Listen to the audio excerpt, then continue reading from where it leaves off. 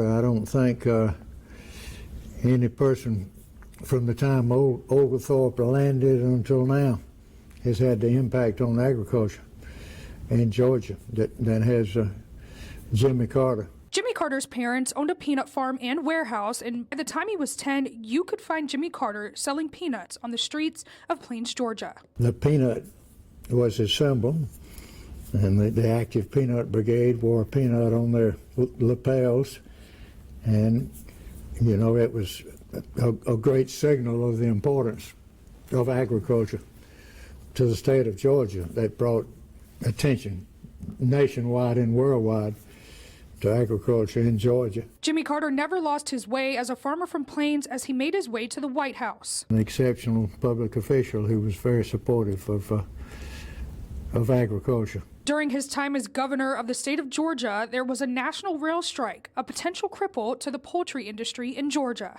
He suspended the truck weight limits for the state so that feed could be delivered enough, and had he not done that, the poultry industry in Georgia would have been devastated. And when he made it to Washington, farmers was struggling, and the country was in a recessionary time.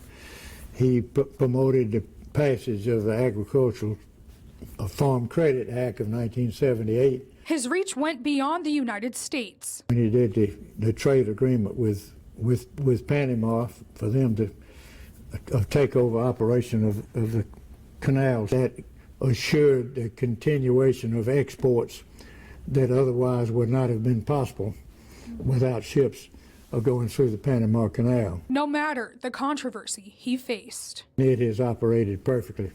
That was many years ago, and it has continued to operate and has expanded. So, you know, history has proven that he was correct and that he provided the leadership at the right time. 1977, not even a year into his presidency, was a time period known as the farm crisis. You know, agriculture goes through cycles, and that unfortunately was one of the low points, but I think he did everything possible to help. That legislation, which he spearheaded and signed into law, kept some farmers in business who would have not survived. His leadership would eventually earn him a place in the Georgia Agricultural Hall of Fame. He was smart, but he always wanted to learn more and do more. And that, I think that applies not only to what he did in agriculture, but what he's doing in life. He just continues to make things happen in a worthwhile way. It's an honor to know and to have known Jimmy Carter.